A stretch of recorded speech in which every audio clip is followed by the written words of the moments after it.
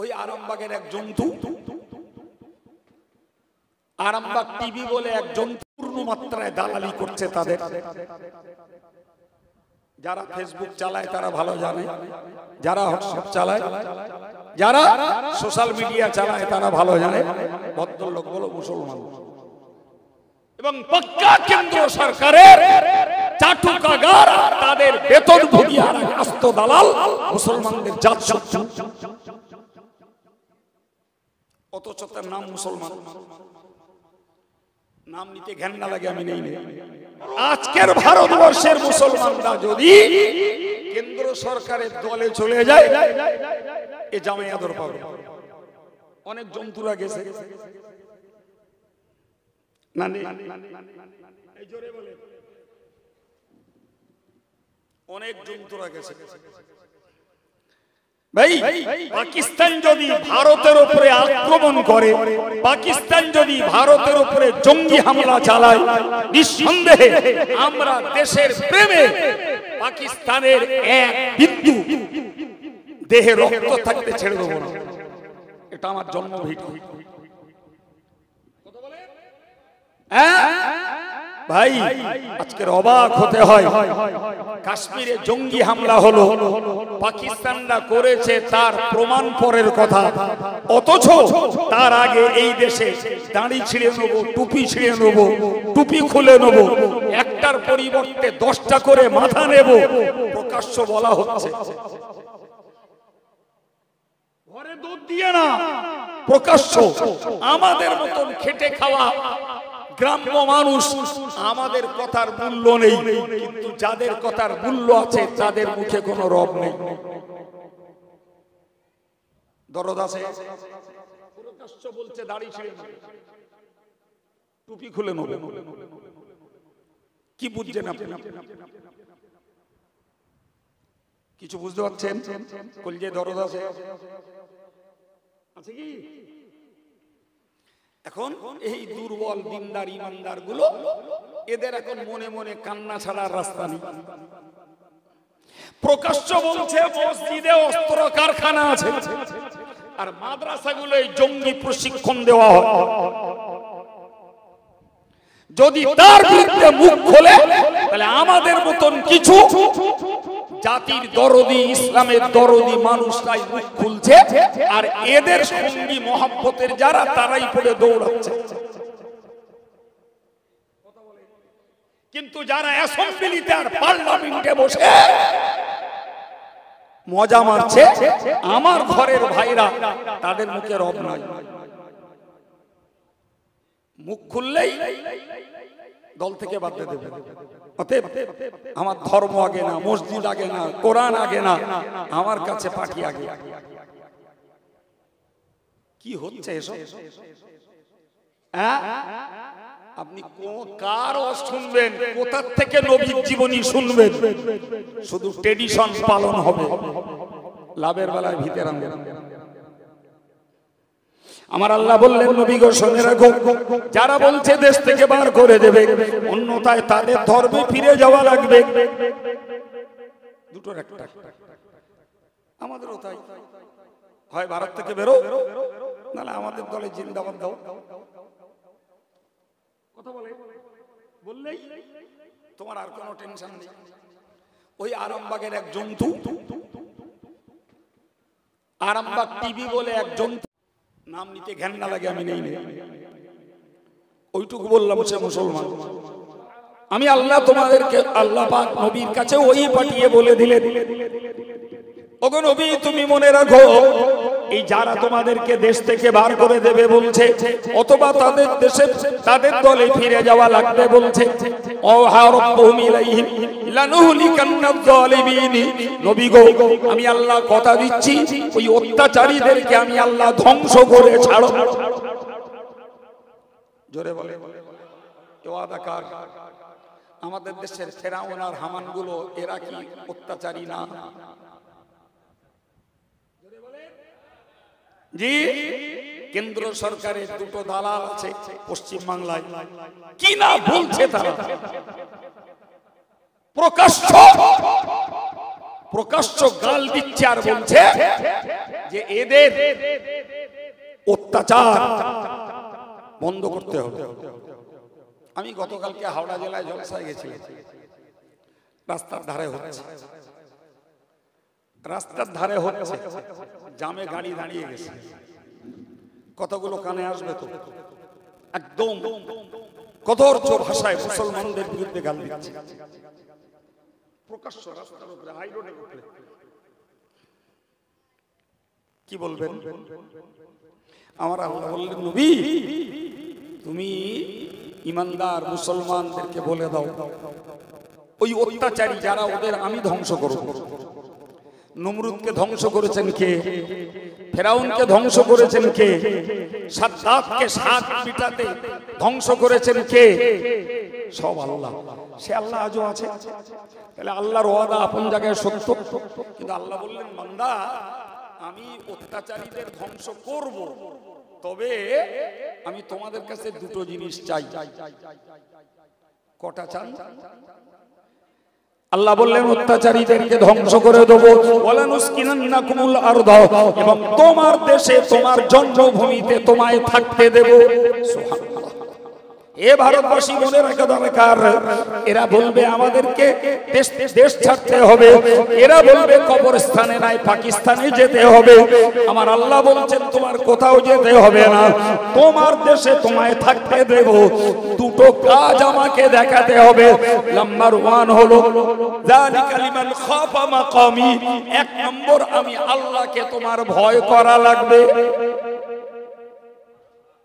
Number 2 বললেন খাফা ওয়াঈদ, আমি আল্লাহ যে সমস্ত ভয়গুলো দেখিয়েছি, মৃত্যুর যন্ত্রণার ভয়, কবরের ভয়, হাসরের ভয়, পুলসিরাতের ভয়, জাহান্নামের ভয়, ওই ভয়গুলো তোমার করা লাগবে।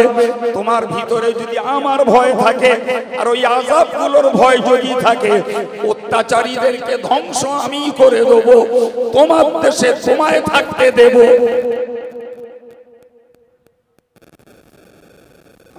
আমার কথা বললো, আমি আমার কথা বলেছি না কোরআন বলেছি? কোরআনের এই কথা বিশ্বাস করবে কটা মুসলমান? কোরআনের এই কথা কটা মুসলমান কাজে লাগাচ্ছে? আচ্ছা, যে লোকটা আল্লাহরে ভয় করে সে নামাজ কাজা করতে পারে? কথা বলেন তাড়াতাড়ি। যে আল্লাহরে ভয় করে সে রোজা ছেড়ে দিতে পারে? যে আল্লাহরে ভয় করে সে মদ খেতে পারে? যে আল্লাহরে ভয় করে সে সুদ খেতে পারে? যে আল্লাহরে ভয় করে সে জুয়া খেলতে পারে? যে মহিলা আল্লাহরে ভয় করে এ বেপরদায় ঘুরতে পারে? যে মহিলা পুরুষ আল্লাহরে ভয় করে এ গালিগালাজ করতে পারে? যে লোক আল্লাহরে ভয় করে সে মেয়ের ফারাস ফাঁকি মারতে পারে? যে আল্লাহরে ভয় করে সে ভাইয়ের হক নষ্ট করতে পারে? যে আল্লাহরে ভয় করে জনগণের সম্পদ সে আত্মসাৎ করতে পারে? কথা বলে। তাহলে কি প্রমাণ হচ্ছে? কাজ প্রমাণ করছে আমাদের কলিজায় আল্লাহর ভয় নাই। যদি আল্লাহর ভয় কলিজায় থাকতো তাহলে কবর, হাসর, মিজান, সিরাত, জাহান্নামের ভয় কলিজায় ঢুকতো। সে লোকগুলো রাজনীতিও করতো, ব্যবসাও করতো, ব্যবসাও করতো, জনমজদুরিও খাটতো, ভ্যান চালাতো, সেলাইয়ের কাজ করতো, আবার যথা পূর্ণাঙ্গ ধর্মটাও করতো। হ্যাঁ প্রিয় ভাই, সুতরাং শুধু শুধু ওয়াজে হবে না, আমাদের ভেবে একটা শক্ত পোক্ত মন তৈরি করতে হবে, একটা কঠিন হৃদয় আমাদের বানাতে হবে। যে হৃদয়, যে অন্তর কারুর গাল পরোয়া করবে না, কারুর শাসানি পরোয়া করবে না, কারুর হুমকানিকে পরোয়া করবে না, যে হৃদয় বিশ্বাস করবে জন্ম আমার একবার, মরণ একবারই হবে এবং সেটা আগেও না পরেও না, ফলে আমি ন্যায় থেকে, সত্য থেকে, নিজস্ব আমল থেকে এক বিন্দু পিছিয়ে যাব না দুনিয়ার কোন স্বার্থে, তবেই তো নবীর জীবনী আমাদের কাছে হবে হাতিয়ার।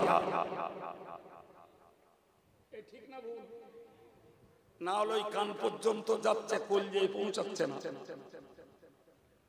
আমি কি ওয়াজ করতে করতে এই জায়গাটায় এসেছি, ভুলে যাইনি বাবু। আমার আল্লাহ নবীকে বলেছেন, নবী তোমাকে যে দায়িত্ব দিয়েছি তুমি সে দায়িত্ব পালন করো, শেষ রক্ষা করার দায়িত্ব আমি আল্লাহর। সুবহানাল্লাহ বলে। আমি বলেছিলাম মনে আছে, আবু লাহাব কাঁকর আর পাথরের মুড়ি তুলে নবীরে মারল, ভুলে গেছে? মনে আছে না? তো আবু লাহাব ওই যখন মেরেছিল তখন দু হাত দিয়ে এরকম করে মেরেছিল, এক হাত দিয়ে। অথচ কোরআন বলছে আবু লাহাবের দুটো হাত দুটোই ধ্বংস হোক। তাব্বাত ইয়াদা আবি লাহাব, আবু লাহাবের দুটো হাত দুটোই ধ্বংস হোক। প্রশ্ন একটা মনে জাগে, আবু লাহাব মারলো এক হাত দিয়ে, আল্লাহ ধ্বংসের বার্তা পাঠালেন দু হাতের, এর পিছনে রহস্য কি? প্রশ্ন বোঝা গেছে বাবা? মারলো ক হাতে, আর ধ্বংসের কথা বার্তা পাঠিয়েছেন ক হাতে? সেদিনের মতো রাসূলুল্লাহ মার খেয়ে, লাঞ্ছিত হয়ে, অপমানিত হয়ে বিদায় নেয়। একদিন রাতের বেলা নবী, মক্কার দেশ তো, আমাদের মতন তো ঝলমেলে ইলেকট্রিকের আলোর যুগ না, অন্ধকার প্রদীপের যুগ। সন্ধ্যা হলে চারিদিকে শুনশান। রাসূলুল্লাহ একটু রাত করে আবু লাহাবের বাড়িতে গেছে। আবু লাহাবের বাড়িতে যে একেবারেই আপন মনে করে বললেন, চাচা আপনি কেন বিরোধিতা করছেন? আমি আপনাকে এই নিভৃতে, নির্জনে, একান্তে, একাকী আবেদন করছি, আপনি আল্লাহর একত্ববাদটাকে বিশ্বাস করুন, একত্ববাদটাকে বিশ্বাস করুন। তো আবু লাহাবের মনটা ভিতরে যাই থাক, বাহ্যিক ভাবে একটু সরল হলো। বললো, আচ্ছা আবু লাহাব, মোহাম্মদ এক কাজ করো, তুমি তো বলছো এই আমার এই ছাগল বাঁধা আছে, এই ছাগল যদি কলেমা পড়ে তাহলে আমি পড়ব। বোঝা যাচ্ছে কথা? আচ্ছা ছাগলে কলেমা পড়ে? ছাগলের তো কলেমা পড়া কাজ না। আল্লাহ পাকের নবীর এত দৃঢ়তা, নবী পাকের আল্লাহর প্রতি এতটা আস্থা, নবী আবু লাহাবের সামনে ছাগলের বলল, এই ছাগল তুই বল আমি কে? সঙ্গে সঙ্গে ছাগলের জবান থেকে আরবি কথা বেরিয়ে এলো, আশহাদু আল্লা ইলাহা ইল্লাল্লাহ ওয়া আশহাদু আন্না মুহাম্মাদান আবদুহু ওয়া রাসূলুহু। আবু লাহাবের মাথার ঠিক আছে? কথা বলেন না, মাথা ঠিক থাকে? কপাল পড়া উঠে ছাগলটারে ধরে পটাপট দুই হাত দিয়ে পাগুলো সব ভেঙে দিল। রাসূল কান্নায় লুটিয়ে পড়লেন, ইস, কলেমা তুই নাই পড়লি, এই অবলা জীবটার প্রতি এই অত্যাচার। রাসূল কাঁদতে কাঁদতে বেরিয়ে এলেন। আর ছাগলটা তখন তার সর্বশেষ শক্তি দিয়ে সে শুধু ডাকতে লাগে, আস্ত পা যদি এভাবে ভাঙা হয়, যন্ত্রণা কাতরানি আসবে না, আসবে না। মুফাসসিররা বললেন, রাসূলকে কাঁকর মেরেছিল এক হাতে ঠিকই, কিন্তু ছাগলের পা ভেঙেছে দু হাতে, এই জন্য আল্লাহ বলেছে তো দুটো হাত দুটোই ধ্বংস। আমি আপনাকে কি শোনাচ্ছিলাম? কি শোনাচ্ছিলাম? যে শেষ রক্ষা কার? আল্লাহ। তাহলে আবু লাহাব নবীর প্রতি অত্যাচার, দুর্ব্যবহার কম করিনি, কিন্তু আবু লাহাবের জন্য কোরআন ঘোষণা করলো, সায়াসলা নারান যাতা। আবু লাহাব খুব শিগগিরই জাহান্নামে প্রবেশ করবে, খুব শিগগিরই মানে মরার পরে। সে আবু লাহাব মৃত্যুর পর থেকে কবরের আযাব আর যন্ত্রণা ভোগ করছে। কিন্তু আপনি দেখুন না, বিশ্বনবী মুহাম্মদুর রাসূলুল্লাহ সাল্লাল্লাহু আলাইহি ওয়াসাল্লামের নাম तमाम বিশ্বের মসজিদগুলোতে আজানে ধ্বনিত হচ্ছে। तमाम বিশ্বের মুসলমানেরা নামাজে ওই নবীকে দরুদ পড়ছে, সালাম জানাচ্ছে। तमाम পৃথিবীর মুসলমান নামাজিরা ওই রাসূলের প্রতি তারা দরুদ জ্ঞাপন করছে। একবার চিল্লে বলুন সুবহানাল্লাহ। তাহলে শেষ রক্ষা আবু লাহাবের হইল, শেষ রক্ষা হয়েছে আমার রাসূল আল্লাহ করিয়েছে। প্রত্যেকটা ক্ষেত্রে ক্ষেত্রে আমরা ইতিহাসকে চর্চা করে যদি দেখি, তাহলে সাময়িক আঘাত ব্যাঘাত যন্ত্রণা কষ্ট নবীকে দিলেও লাস্ট রেজাল্ট নবীর পক্ষে, নবীর পক্ষে। প্রিয় ভাই, মদিনার ইহুদিরা নবীকে বলেছিল, মুহাম্মদ আমরা আল্লাহরে ভালোবাসি, নুহিব্বুহু ওয়া ইউহিব্বুনা, আমরা আল্লাহর ভালোবাসি আর আল্লাহ আমাদেরকে ভালোবাসে। আচ্ছা, এই যে কথাটা বাহ্যিকভাবে শুনলে ভালো মনে হয় না খারাপ? সরাসরি বলছে আল্লাহর ভালোবাসি, আল্লাহ আমাদের ভালোবাসে, কিন্তু ওদের ভিতরে রহস্য হলো তোমার মানার কোনো দরকার নাই। নাউজুবিল্লাহ বলে, তোমার মানা, আমরা আল্লাহর ভালোবাসি আর আল্লাহ আমাদের ভালোবাসে, তোমার কেন মানতে যাচ্ছে? আমার রাসূল বুঝে গেলেন এদের দুর্বিসন্ধি, রাসূল কিচ্ছু বললেন। আমার আল্লাহ কোরআন নাযিল করলেন, বিসমিল্লাহির রহমানির রহিম, কুল ইন কুনতুম তুহিব্বুনাল্লাহ ফাত্তাবিউনি। ওগো নবী, তুমি ওদেরকে বলো, যদি তোমরা আল্লাহর ভালোবাসার দাবিদার হও, ফাত্তাবিউনি, আমি মুহাম্মদ সাল্লাল্লাহু আলাইহি ওয়াসাল্লাম আমার তাবেদারি করো, আমার গোলামি করো, আমার অনুসরণ করো, আমার পিছে পিছে চলো, ইউহিব্বুকুমুল্লাহ, তবেই আল্লাহ তোমাকে ভালোবাসবে। ইহুদির থোঁতার ভোঁতা হয়ে গেল। ওরা চাচ্ছিল নবীর এড়িয়ে আল্লাহর ভালোবাসার দাবি করবে। খোদ আল্লাহ কোরআন নাযিল করে বলে দিলেন, আমার নবীর গোলামি ব্যতীত আমি আল্লাহরে আমি আল্লাহ কাউকে ভালোবাসি না। তাহলে সাময়িকের অপমান করলেও শেষে সম্মান বাড়িয়ে দিলেন আল্লাহ তার নবীকে, আর ইহুদিদের চক্রান্তকে আল্লাহ ভেস্তে দিলেন, বললেন নবীর বাদ দিয়ে আমার ভালোবাসা এটা মিথ্যা। প্রিয় ভাই, আমি আপনাকে এই দুটো তিনটে কথা বলে বোঝাতে চাইছি শুধুমাত্র এটাই যে শেষ ফয়সালা আল্লাহর কাছে, শেষ ফয়সালা আল্লাহর কাছে, শেষ রক্ষা আল্লাহর কাছে। ভাই, কিন্তু আমাকে তো আগে আমার দিলটাকে তৈরি করতে হবে আল্লাহর মহব্বতের, কোরআনের মহব্বতের, নবীর মহব্বতের দিলটা তো চাই। তা না হলে আল্লাহর রহমত কেন হবে? কি করে আসবে? কিভাবে সম্ভব? প্রিয় ভাই, একটু বলুন দিন, আমি আপনাদের কাছে জিজ্ঞাসা করছি, ভাই কোরআনে আল্লাহ বলেছেন নবীকে পাঠিয়েছেন কোরআন পড়ানোর জন্য, নবীকে পাঠিয়েছেন কোরআন শেখাবার জন্য, নবীকে পাঠিয়েছেন কলিজাটাকে, কলবটাকে পরিষ্কার পরিচ্ছন্ন করার জন্য। নবীর কাজ, আবার বলছি, নবীর কাজ কোরআন পড়ানো, নবীর কাজ কোরআন শেখানো, নবীর কাজ মানুষের অন্তরটাকে নির্মল পরিষ্কার পরিচ্ছন্ন করা। সুবহানাল্লাহ বলুন। ভাই, আমার নবী 23 বছরে কোরআন পড়িয়েছেন, কোরআন শিখিয়েছেন, এবং একটা স্বচ্ছ নির্মল অন্তরের মানুষ বানিয়ে রেখে গেছেন। আমি যদি একটা একটা করে ধরি, আমাদের অশোনার প্রতি আগ্রহ আছে, সুবহানাল্লাহ বলার প্রতি আগ্রহ আছে, আমরা আবেগে বশবর্তী হতে আগ্রহী আছি। কিন্তু বলুন দিন ভাই, মুসলিম ঘরের সব ছেলে মেয়ে আমরা কোরআন পড়তে পারি বলে মনে হয়? তাহলে আমরা পারি না।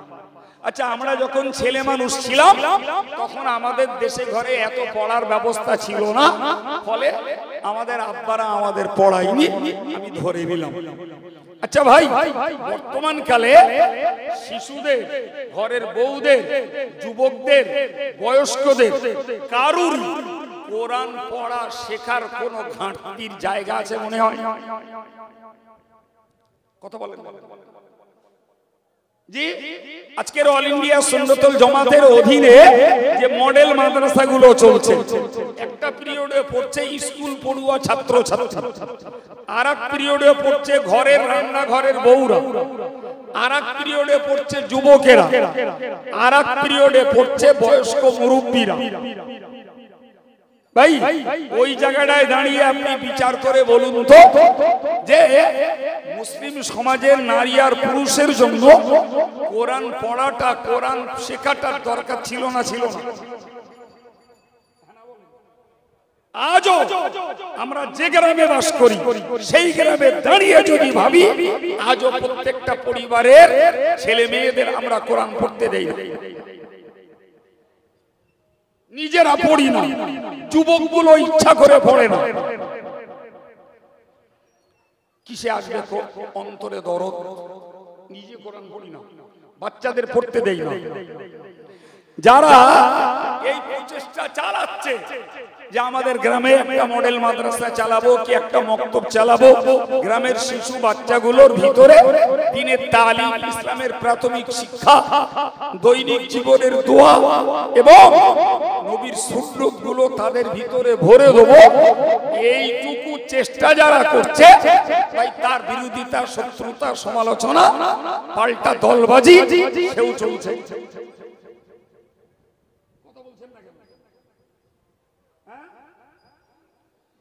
ভাই, সুতরাং আমাদের এই কথাই বলে না, চোরের মায়ের কান্না মনে মনে, তা আমাদের মনে মনে কান্না ছাড়া রাস্তা নেই। মনে মনে কান্না ছাড়া রাস্তা নেই। আপনি যাবেন বাবরি মসজিদের পক্ষে স্লোগান দিতে, আর একদল বলবে এরা সাম্প্রদায়িক বাদাবে বলে লেগেছে। আপনি যাবেন অক্ষ সম্পত্তি রক্ষা করতে ব্রিগেড ময়দানে, আর একদল কাটি মেরে বলে দিল খবরদার যেন ব্রিগেডের সমাবেশটা না হয়। কি সুন্দর প্ল্যান করে সেনাদের দায় দিয়ে ব্রিগেডের সমাবেশটা বাতিল করে দিল। এর পিছনে কাজ করছে অন্যরা, যেমন আমার কিছু ভাইরাও তেমন।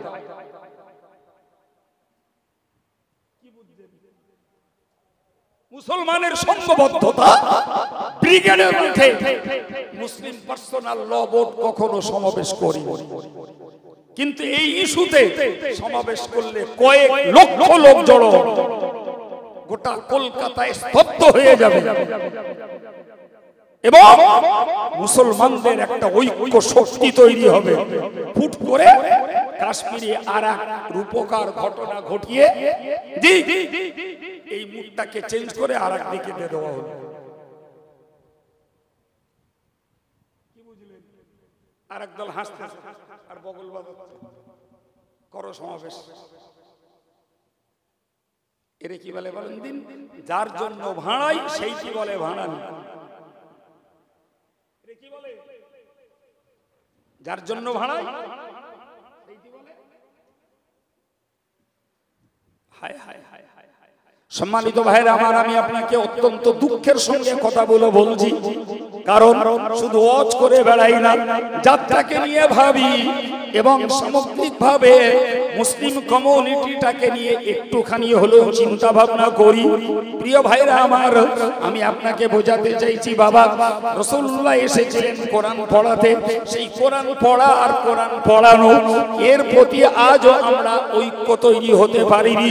এখনো কাটিকুটি খোঁচাখুচি ভাই, এবং মুসলিম ঘরের ছেলে মেয়েদের পড়তে না দেওয়ার রেকর্ড যথেষ্ট পরিমাণে আজও রয়েছে।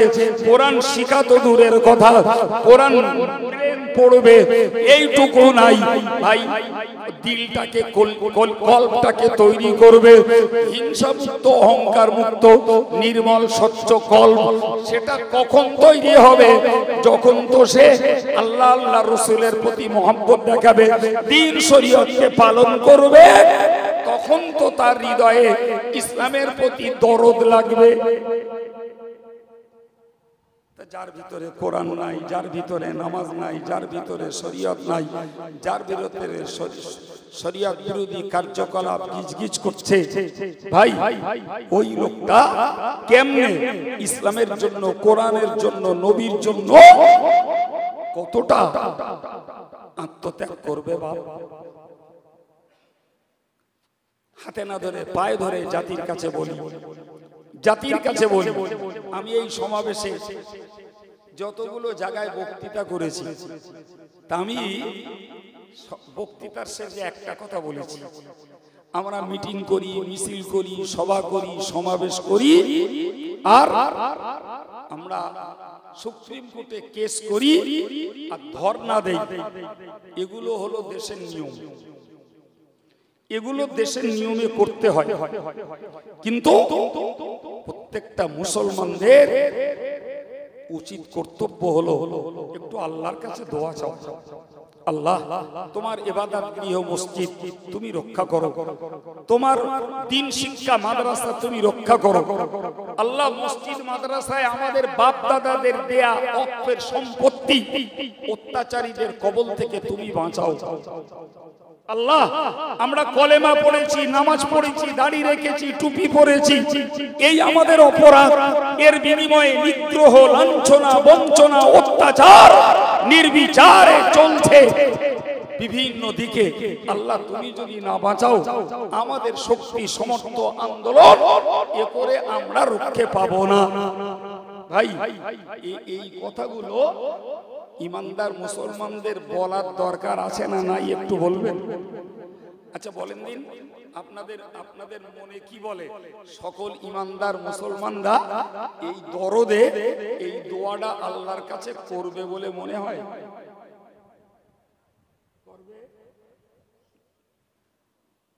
কি হবে?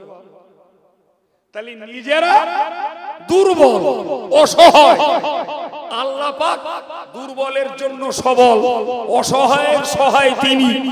ভাই যার কেউ নেই তার আল্লাহ আছে, তার কাছে দ্বারস্থ হওয়ার মতো জ্ঞান গুণ আর যোগ্যতা আমাদের নাই।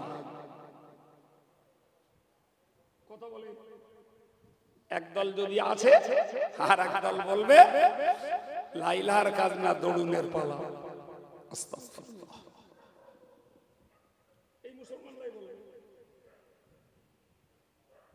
বলবে না, বলবে না, কথা বলেন, কথা বলেন। সম্মানিত ভাইরা আমার, ইসলামের প্রথম যুদ্ধ বদরের যুদ্ধ। এই যুদ্ধে মুসলমান কাফেররা 1000 সেনা নিয়ে মুসলমানদের বিরুদ্ধে নামলো। রাসূলুল্লাহ মাত্র 313 জন খালি হাতের সাহাবীকে নিয়ে, খালি হাত, তাদের সবার কাছে উট ঘোড়াও নেই, অস্ত্র নেই, বড় জোর তীর ধনুক এছাড়া তাদের কাছে আর কিচ্ছু নেই। এরকম 313 জন লোক নিয়ে ময়দানে নামলেন। তাঁবুর ভিতরে নবী আবার নামাজ পড়ে আল্লাহর কাছে এত কান্না কাঁদছেন, কাঁদতে কাঁদতে নবীর কাঁধের উপর থেকে চাদরটা পড়ে গেছে, খেয়াল নাই। শুধু একটাই কথা বলছিলেন আমার নবী, ইলাহি ইনশিতা লা তুবাদ ইলা ইয়াউমিল কিয়ামাহ, রব্বুল আলামিন তুমি যদি চাও তাহলে আজ থেকে কিয়ামত পর্যন্ত তোমার ইবাদত আর পৃথিবীতে হবে না। আল্লাহই কোটি কত ইমানদার মুসলমান, আমি তাদের নেতা, আমি তোমার শেষ নবী। আল্লাহ আজকে যদি কাফেরদের কাছে শহীদ আমি হয়ে যাই, সাহাবারা যদি শহীদ হয়ে যান ইমানের পক্ষে, ইসলামের পক্ষে, কোরআনের পক্ষে, আল্লাহ কথা বলার কেউ হবে না। অচিরাত তোমার ইবাদত পৃথিবী থেকে মুছে যাবে। নবীর কথা বাস্তবে সত্য না মিথ্যা? বলেন তো, নবীর এই কথার ভিতরে দরদ, আবেগ, মোহাম্মত ছিল না ছিল না? ছিল বাবা জি ভাই, নবীর মতো মানুষ এত কান্না কাঁদছেন, কাঁধের উপর থেকে চাদর পড়ে গেছে, চাদর পড়ে গেছে। হযরত আবু বকর সিদ্দিক রাদিয়াল্লাহু আনহু রাসূলের হাত নামিয়ে দিচ্ছেন আর বলছেন, ইয়া রাসূলুল্লাহ, এই যথেষ্ট, আপনার আর চাইতে হবে না, আল্লাহ আপনার এই দোয়াকে ফিরিয়ে দেবেন না। এত আত্মবিশ্বাস আবু বকরের মধ্যে তৈরি হয়ে গেছে। জি রাসূলুল্লাহ দোয়া শেষ করে, রাসূলুল্লাহ দোয়া শেষ করে বললেন যে সাইউহজামুল জামউ ওয়া ইউল্লুনা দুবুর। আল্লাহ পাক তার নবীকে জানিয়ে দিয়েছেন, যাও নবী, এই বাহিনী যারা মুসলমানদের মোকাবেলায় এসেছে এরা লাঞ্ছিত, পর্যদুস্ত, বিপর্যস্ত, পরাজিত হবে এবং পালিয়ে চলে যাবে। সুবহানাল্লাহ বাড়িয়ে, এরা লাঞ্ছিত হবে, পর্যদুস্ত হবে, পালিয়ে। এই ঘোষণা আল্লাহ নবীর মুখ থেকে সাহাবায়ে কেরামদেরকে শুনিয়ে দিলেন। সুবহানাল্লাহ। ভাইরা আমার, সেনা সংখ্যা ৩১৩ হোক, ওদের ১০০০ হোক, ওদের অস্ত্র শস্ত্র, এদের খালি হাত, তারপরেও সাহাবায়ে কেরামদেরকে, মুসলমানদেরকে, নবীকে আল্লাহ বিজয়ের বার্তা দিয়ে দিলেন। ওই দল পরাজিত হবে, তোমরা জয়লাভ করবে। ওই দল পালিয়ে যাবে, তোমরা যুদ্ধের ময়দানে বীর পুরুষের মতো প্রতিষ্ঠিত থাকবে। বলেন না বাবা, অস্ত্র কাজ করেছে মনে হয়, সংখ্যা কাজ করেছে, কি করেছে? দোয়া। রাসূলের দিল ভরা আকুতি মিনতি আর চোখ ভরা পানি, আল্লাহর রহমতের দরজা খুলে গেছে। জি, কোরআনের জ্বলন্ত ইতিহাস। ভাই আমি আগেই বলেছি, দেশের নিয়মে, রাষ্ট্রীয় নিয়মে আমরা মিটিং মিছিল সভা সমাবেশ যাই করছি, ওটা না করে বসে থাকা যাবে না। কিন্তু নামাজের পাটিতে বসে রাতের আঁধারে আল্লাহর কাছে আমাদের আত্মসমর্পণ করার দরকার আছে না নাই? বিশ্বাস করুন, রাগ করেন না ভাই, শতকরা 35% মুসলমান, 100 জনের মধ্যে 35-40 জন মুসলমান যদি নামাজের পাটি নেয় আর আল্লাহর কাছে যদি কাঁদে, বাকি 65-70 জন, 60-65 জন তারা আল্লাহমুখ হয় না।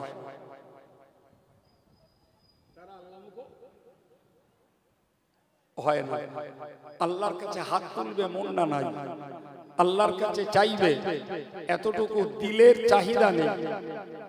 কিভাবে আমরা এই কালে বাঁচবো?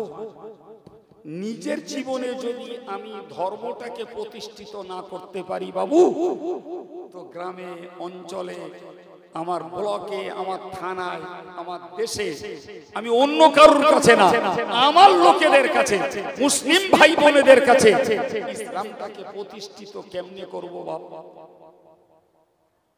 বলে আগে নিজের জীবনে তো ধর্মটা ফুটিয়ে দেখা যায় না, কি বলছে?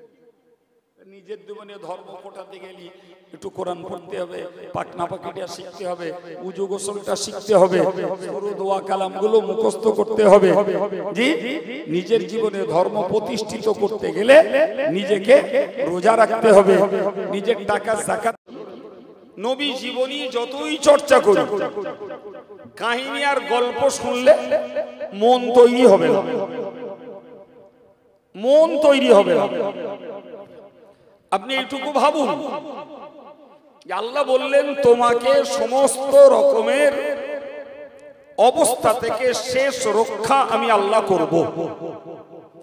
প্রিয় ভাই, নবীকে তো এ কথাটাকে একেবারে বিনা সন্দেহে বিশ্বাস করতে হয়েছে। নবী ওই কথাকে পূর্ণ মাত্রায় বিশ্বাস করেছেন এবং অতন্দ্র প্রহরীর মতো আল্লাহর দেওয়া দায়িত্বটা পালন করেছেন। আমরা ইতিহাসকে চর্চা করে দেখছি, সত্য সত্যই সব ব্যাপারে শেষ রক্ষা আল্লাহ করেছেন। সুবহানাল্লাহ বলেন। তাহলে আল্লাহ তার ওয়াদাকে নবীর জন্য ঠিক রেখেছেন। যদি বলেন কেমন, আমি একটা দুটো উদাহরণ দিয়ে শুধু বুঝিয়ে দিচ্ছি, শুধুমাত্র বুঝিয়ে দিচ্ছি। ভাই আপনি বলুন, ব্যক্তিগতভাবে রাসূলুল্লাহকে ওরা বলতো মুহাম্মদ হলো নিবংশে। নিবংশে শব্দটা নিঃসন্দেহে আমরা জানি এটা একটা গালি, ঠিক না ভুল? ভাই নিবংশে কাকে বলা হয়? যার মেয়ে আছে ছেলে নাই, মেয়ের দ্বারা বংশ চলে না, বংশ চলে ছেলের দ্বারা। কারণ মেয়েকে তো অন্য ঘরে বিয়ে দিয়ে, সুতরাং মেয়ের গর্ভে সন্তান এলে সেটা হবে ওদের বংশ, ঠিক না ভুল? আর ছেলের ঔরসে যদি সন্তান হয় সেটা হবে আমাদের বংশ। তো রাসূল করিম সাল্লাল্লাহু আলাইহি ওয়াসাল্লামের কোন পুত্র সন্তানকে আল্লাহ বাঁচিয়ে রাখেননি। রাসূলের হায়াতে জিন্দেগিতে চারটে চারটে কন্যার তিনটে কন্যা রাসূলের জীবদ্দশায় ইন্তেকাল করলো। থাকলেন মাত্র আম্মাজান ফাতেমা, তিনি রাসূলের পরে মাত্র 6 মাস হায়াতে ছিলেন। তাহলে রাসূলের ছেলে সন্তান নেই, আর মেয়ে সন্তান রাসূলের জীবদ্দশায় 3 জন গেছেন। রাসূলের ইন্তেকালের বাদে 6 মাসের মাথায় হযরত ফাতেমাও গেছেন। এখন রাসূলুল্লাহর ওই পুত্র সন্তান যখন ইন্তেকাল করলো, তো লোকেরা বলতে লাগলো মুহাম্মদ আবতার। আমরা কোরআন শরীফের সূরা কাউসার পড়ি, ছোট্ট সূরা, অনেক নামাজি ভাইদের মুখস্থ আছে। ইন্না আ'তাইনাকাল কাউসার ফাসাল্লি লিরাব্বিকা ওয়ানহার ইন্না শানিআকা হুয়াল আবতার। বিস্তার কথা নয়, রাসূলুল্লাহকে ওরা বলছিল মুহাম্মদ নিবংশে। আল্লাহ বললেন, নবী শোনো, আমি তোমাকে কাউসার নামীয় হাউস দান করেছি। এই হাওয়াজের পানি মাউহু আবিয়াদুম মিনাল লাবান, দুধের থেকেও সাদা, ও আহলা মিনাল আসাল, এবং মধুর থেকেও মিষ্টি। সুবহানাল্লাহ বললাম। ও আবরাদু মিনাল লাবসাল, বরফের থেকেও ঠান্ডা। এই পানি পান করার জন্য কিয়ামতের দিনে কোটি কোটি মানুষ লালায়িত হবে। তো ওই পানির মালিকানা আমি তোমাকে দিলাম। তো তোমাকে যেহেতু আমি হাসরের উত্তপ্ত দিনের এই হাউজের মালিক তোমাকে বানিয়েছি, যারা আজকে তোমাকে নির্বংশ বলছে ওদের খোঁজ করার কেউ থাকবে না। তোমার কাছ থেকে পানি পান করার জন্য কোটি কোটি মানুষ চাতকের পাখির মতো তাকিয়ে থাকবে। সুতরাং ওরা নির্বংশে তোমায় বললেও ওদের বংশপালা দুনিয়াতে যতটুকু রয়েছে ওটা চলে যাবে ইতিহাসের পাতায়, আর তোমারটা হবে বাস্তব। প্রিয় ভাই আমার, রাসূল করিম সাল্লাল্লাহু আলাইহি ওয়াসাল্লাম ভাবলেন, এত বড় বৃহত্তম সম্পদ আল্লাহ আমাকে দিয়েছেন, কি জানি আল্লাহ আবার এটাকে আমার কাছ থেকে নিয়েও নিতে পারে। কথা বোঝা যাচ্ছে? দিয়েছেন আল্লাহ, চাই ঠিক না? আরে মৌলানা সাহেবের কাছ থেকে মৌলানা সাহেব আমাকে পকেট থেকে কলমটা বার করে দিলেন, দিয়ে বললেন, হুজুর কলমটা রাখুন। তো আমি কোনো কিছু না বুঝে কলমটা নিলাম। পরে আমার মনে হচ্ছে যে কলমটা উনি আবার ফেরত নিতে পারেন। আমি পট করে আমার পকেট থেকে একটা 2 টাকার কয়েন বান করলাম, করে ওনাকে দিলাম। দিয়ে বললাম, ভাই আপনি কলমটা দিয়েছেন, বিনিময়ে এই 2 টাকা রাখুন। এই কলম ফেরত নেওয়ার ওনার আর অধিকার নেই, যেহেতু উনি বিনিময় গ্রহণ করেছেন। বুঝতে পারছেন মশলা? আল্লাহ যখনই নবীকে বললেন আমি তোমায় কাউসার দিলাম, নবী মনে মনে ভাবলেন আল্লাহ এই মর্যাদা সম্পন্ন ঠান্ডা পানির একটি মালিকানা আমাকে দিয়েছেন, কিন্তু এটাকে আল্লাহ আবার ফেরত নিতেও পারে। আমার আল্লাহ নবীর মনের কথাকে বুঝে বললেন, নবী একটা কাজ করো, তোমার মনে মনে ভয় লাগছে আমি ফেরত নিতে পারি, ফসল্লি লিরাব্বিকা ওয়ানহার, তোমাকে কাউসার দিয়েছি, বিনিময়ে তুমি নামাজ পড়ো আর আমার সন্তুষ্টির জন্য কোরবানি করো।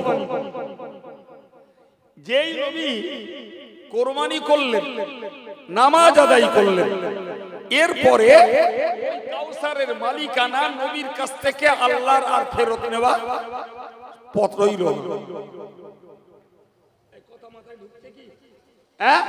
একদিকে বুঝিয়ে দিলেন যারা তোমাকে নিবংশে বলে তারা বংশওয়ালা ভাবছে, ওদের কিয়ামতের দিনে কোনো খোঁজ হবে না।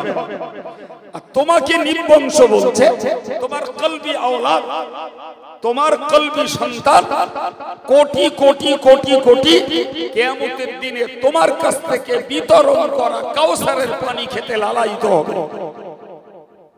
তাহলে হকিকতে নিবংশ ওরা, তুমি নও। ইন্না শানিয়াকা হুয়াল আবতার, তোমার যারা দুশমন তারাই নিবংশ। সুবহানাল্লাহ বলে।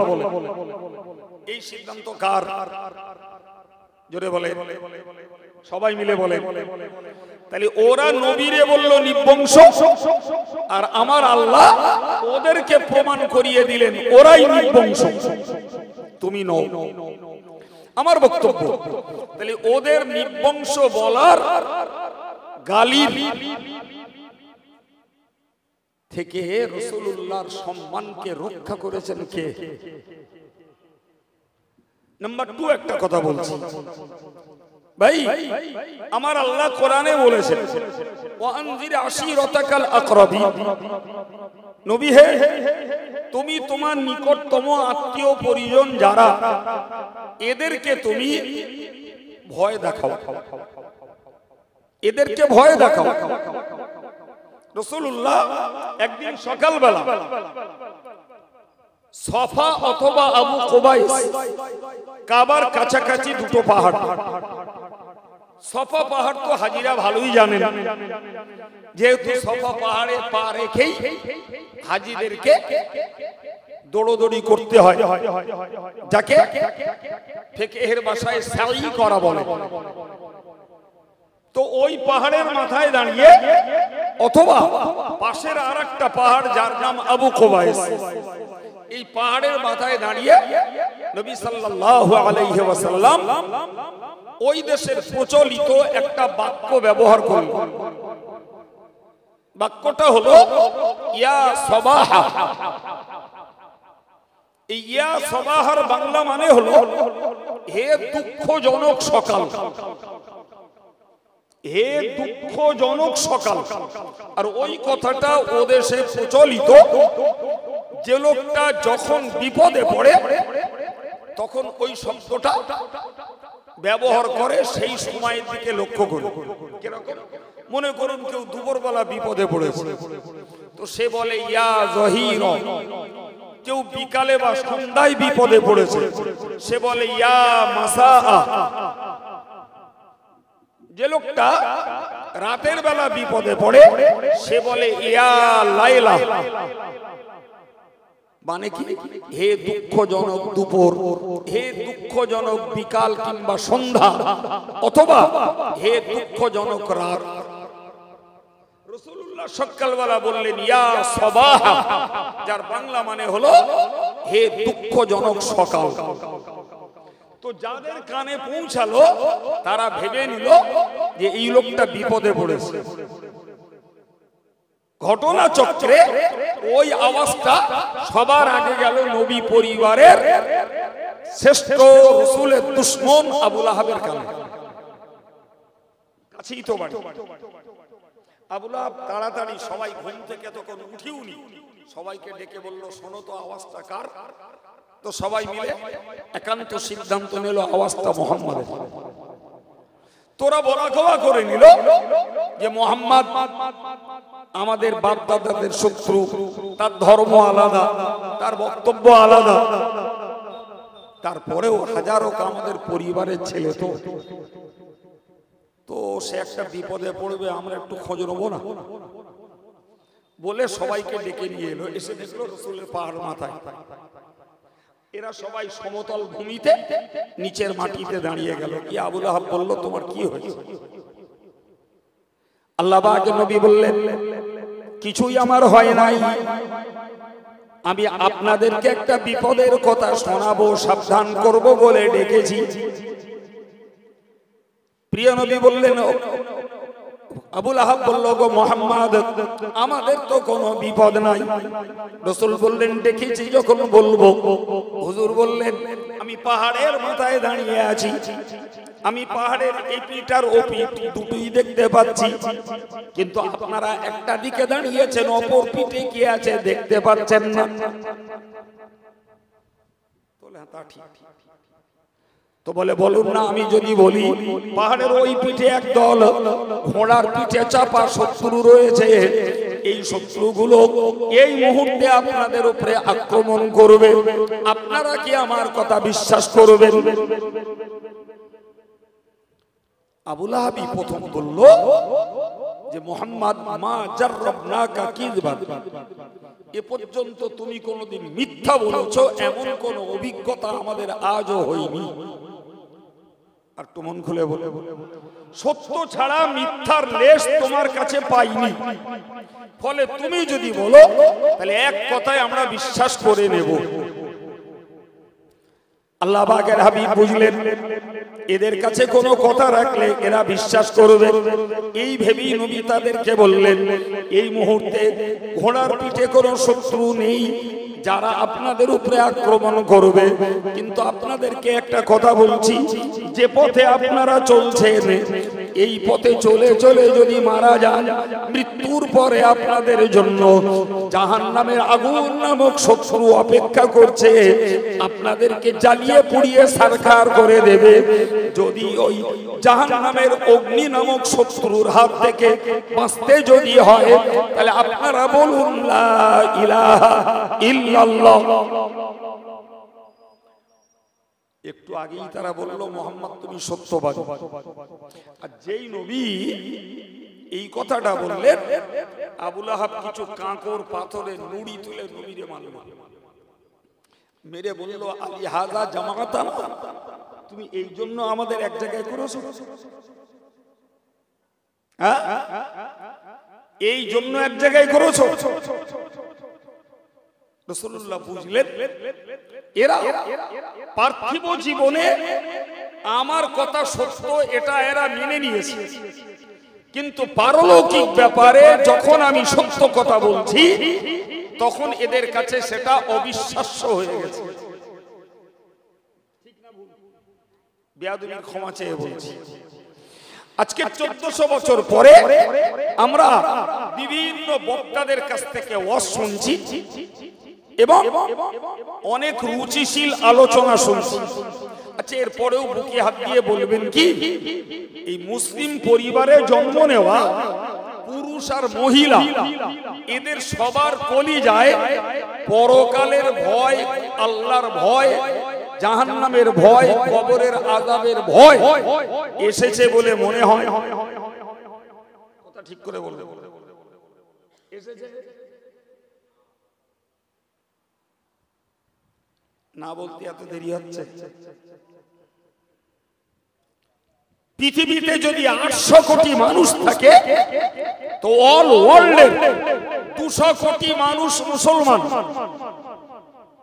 আর এই 200 কোটি মানুষের হার্ডলি যদি 50 কোটি দিনদার ধার্মিক আল্লাহওয়ালা হয়, 150 কোটি আল্লাহ ভোলা, আল্লাহ পাকের দ্বীন বিরোধী। কাদেরকে শোনাচ্ছি? কানে শুনতে ভালো লাগলো, সুবহানাল্লাহ বলে বাড়ি চলে গেল। কলজে যদি তৈরি না হয় তাহলে এ তো কাল সকালেই শেষ। কথা বলে কাল সকালেই তো এই ওয়াজের বাস্তবতা খুঁজে পাওয়া যাবে না।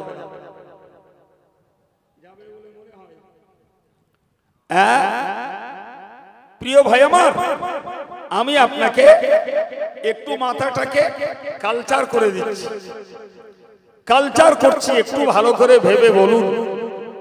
প্রিয় ভাই, এই কিছুদিন আগে 3-4 বছর আগে যখন কেন্দ্র সরকার এনআরসির হাওয়া তুলল, এনআরসির হাওয়া যখন কেন্দ্র তুলল, যাদের পেপার পত্র ঠিকঠাক ছিল না সাধ্বি দৌড়ালো। এদের বক্তব্য কি ছিল? এদের বক্তব্য ছিল যারা এই বাংলাদেশ থেকে বা আদার্স কোন কান্ট্রি থেকে অমুসলিমরা ভারতে আসবে, এরা হলো শরণার্থী, ওরা পাবে জামাইয়া। আর যদি আফগানিস্তান, পাকিস্তান আর বাংলাদেশ থেকে মুসলমান আসে, এরা হবে অনুপ্রবেশকারী। তার মানে এদেরকে খেদিয়ে বর্ডারে পাঠানো হবে। কথা শুনতে পাচ্ছেন? কিছু মাথা বিগড়ে গেল, আমাদের মাথা বিগড়ে গেল। সাতটি মতো দৌড়ালাম, দৌড়ে আমরা আমাদের ডকুমেন্ট ঠিক করেছি, কিন্তু যে ডকুমেন্টস আমাদের আছে, এরা যে কখন কোন হুল তুলবে সেই ডকুমেন্টস গ্রান্টেড হবে কিনা তাও সন্দেহ আছে। কখনো বলছে 71 সালের পরে যারা এসেছে তারা এদেশের নাগরিক না, কখনো বলছে যদি 51 সালের বাপ দাদাদের দলিল দেখাতে পারো তাহলে এখানে থাকতে পারবে। যদি বাপ দাদাদের 71 সালের জমি দলিল না থাকে তাও এখানে থাকে। কথা শুনছেন কি? হ্যাঁ ভাই, এই প্রসঙ্গে আমি আপনাকে একটা কথা বলবো। আল্লাহ কোরআনে বলেছেন, ওয়াকালাল্লাযীনা কাফারু লিরুসুলিহিম লানুখরিজান্নাকুম মিন আরদিনা। কাফেররা নবীদেরকে বলেছিল তোমাদেরকে আমাদের দেশ থেকে বাইরে বার করে দেব। কাদেরকে? আমাদেরকে বার করে দেবে? খোদ রাসূলদেরকে বলছে। কারা? আজকের কেন্দ্র সরকার বলছে মুসলমানের দুটো জায়গা, দো স্থান, কবরস্থান ইয়া পাকিস্তান। আমাদের বাপ দাদারা তারা পাকিস্তানে যাবে না বলেই এই ভারতে তারা জায়গা নিয়ে ইংরেজদের সঙ্গে লড়াই করে ভারত থেকে ইংরেজদেরকে তাড়িয়েছে। আজকের কোন নির্লজ্জের মতো তারা বলছে হয় পাকিস্তানে যাও না হলে কবরে যাও। দেশটা কি কেন্দ্র সরকারের বাবা? কথা বলছেন না কেন? বুকে হাত দিয়ে বলুন দিন, দিনদার ইমানদার মুসলমান, নামাজি মুসল্লি, এই কথাগুলো এদের কলিজায় যত লাগছে, এই দেশের ধর্মহারা মুসলমান রাজনীতির ক্ষেত্রে ভিন্ন ভিন্ন দলে বিভক্ত এদের কলিজায় লেগেছে বলে মনে হয়। লেগেছে? অজ মানে গল্প, হ্যাঁ, অজ মানে গল্প, আর অজ মানে শুধু কানে শুনতে ভালো লাগা। নবীর জীবনী শুনলাম, সুবহানাল্লাহ বলে বাড়ি গেল। আমি যে ব্যাঁকা উঠলো সেই ব্যাঁকা উঠলো রয়ে গেল। বলেন না, এর বিরুদ্ধে যদি রুখে থাকে তাহলে দিনদার ইমানদার মানুষরা তার বিরুদ্ধে রুখেছে, বাকি অন্য মুসলমানরা মজা দেখেছে, মজা দেখেছে। প্রিয় ভাই আমার, আপনি বলুন তাহলে যদি আমার কলিজায় ইসলামের প্রতি দরদ থাকে, যদি আমার কলিজায় মুসলমানের প্রতি দরদ থাকে, আমার কলিজায় যদি কোরআনের প্রতি দরদ থাকে, আমার কলিজায় যদি নবীর প্রতি দরদ থাকে, আমার কলিজায় যদি আল্লাহর প্রতি দরদ থাকে, তবে তো নবীর জীবনী শুনে আমি আমার কলিজাটাকে তৈরি করব ন্যায় আর সত্য প্রতিষ্ঠার ক্ষেত্রে। তখন শ্রম দেব, সময় দেব, রক্ত দেব, অর্থ দেব। কিন্তু আমার কলিজা তো ধুধু ময়দান, এতে না আছে কোরআনের প্রতি মহব্বত, না রয়েছে আল্লাহর প্রতি, না রয়েছে রাসূলের প্রতি। সুতরাং এ জাতির দ্বারা কি হতে পারে? আর এদের কাছে নবী পাকের জীবনী বলে এদেরকে কতটা তৈরি করা যেতে পারে?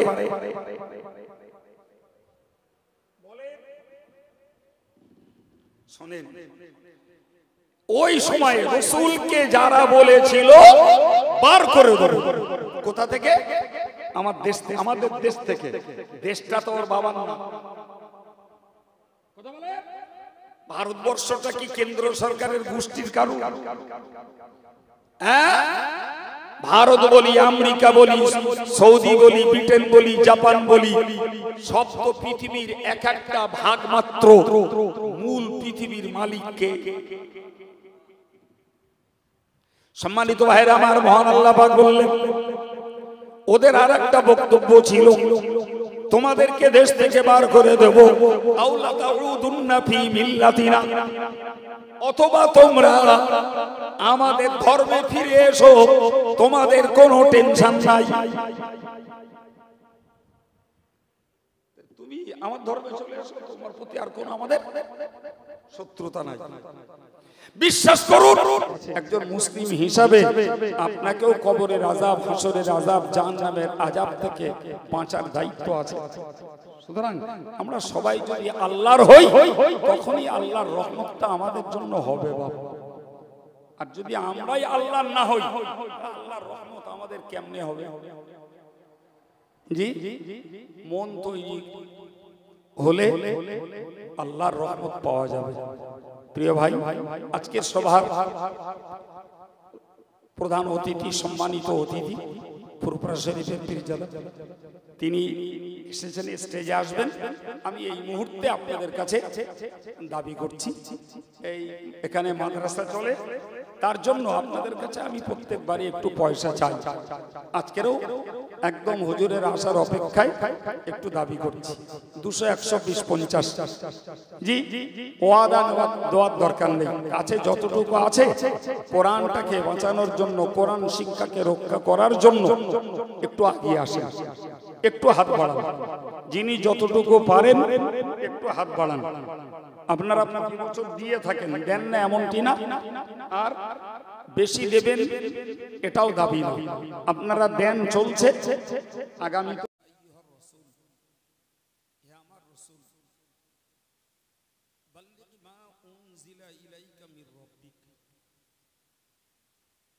তোমার রবের পক্ষ থেকে তোমার কাছে যা কিছু নাজিল করা হয়েছে, তুমি সেইটাকে মানুষের কাছে পৌঁছে দাও। রাসূল পাক সরকারে দো আলম আল্লাহর মতো আল্লাহর নাজিল করা পানিকে পৌঁছে দিতে গিয়ে রাসূলুল্লাহ এই বিপরীতমুখী পরিস্থিতির মুখোমুখি হয়েছেন। তাহলে এক্ষেত্রে একটা কথা আমাদেরকে শিখতে হবে যে রাসূলুল্লাহ যে দায়িত্ব পালন করেছেন পাহাড়ের মতো অটল হয়ে, এই দায়িত্বটা রাসূলের উপরে চাপিয়েছেন স্বয়ং আল্লাহ, আর কেউ না। এবং রাসূলকে বলে দিয়েছেন, ও ইল্লাম তাফআল ফামা বাল্লাগতা রিসালাতাহ, যদি তুমি আমার দেয়া দায়িত্ব পালন না করো, তাহলে রাসূল হওয়ার দায়িত্ব পালন করনি বলেই প্রমাণ হবে। ব্যাপারটা আরেকবার বুঝুন। আমি যা কিছু নাজিল করেছি সেগুলো যদি পৌঁছে না দাও তাহলে রসুল হওয়ার দায়িত্ব পালন করনি বলে প্রমাণ হবে। আপনি বলেন, কোন ব্যক্তির উপরে যদি কোনো দায়িত্ব চাপানো হয় আর তিনি সেই দায়িত্ব নিয়ে যদি পালন না করেন তাহলে নিশ্চিত মানুষটাকে একটা কৈফিয়তের মুখোমুখি হতে হয়, ঠিক না ভুল? আর সেই কৈফিয়তটা আমরা যে কেউ নিজেদের জন্য অপমানকর মনে করি। এবার বলুন, যদি আমাদের মতো মানুষ একটি দায়িত্ব পালনে ত্রুটি করলে কৈফিয়ত দেওয়াটা অপমান বোধ হয়, রসুলকে আল্লাহ যে দায়িত্ব চাপিয়েছেন সেই দায়িত্ব পালনে যদি রসুল্লাহ ত্রুটি করেন, ঘাটতি করেন, কমতি যদি করেন, তাহলে রসুল্লাহকে আল্লাহ পাকের দরবারে কৈফিয়তের মুখোমুখি হতে হবে না? হবে না? হবে। প্রিয় ভাই আমার, একটা সময়ে মহান আল্লাহ বলেছিলেন,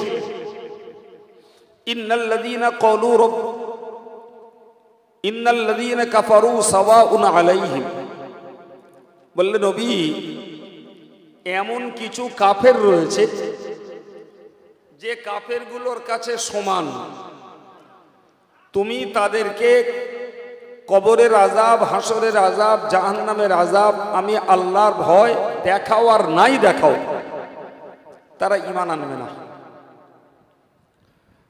তো প্রিয় রাসূল আল্লাহকে বললেন, আল্লাহ ওরা যদি ঈমান নাই নিয়ে আসে তাহলে আমি অযথা কেন ওদের পিছনে এত আত্মত্যাগ, এত কষ্ট, এত শ্রম, আমি এত সময় ব্যয় কেন করতে যাব? ওরা যখন ঈমান আনবে না তাহলে ওদের পিছনে অযথা আমার মেহনত দেওয়ার দরকার নাই। এটা যুক্তি বলে।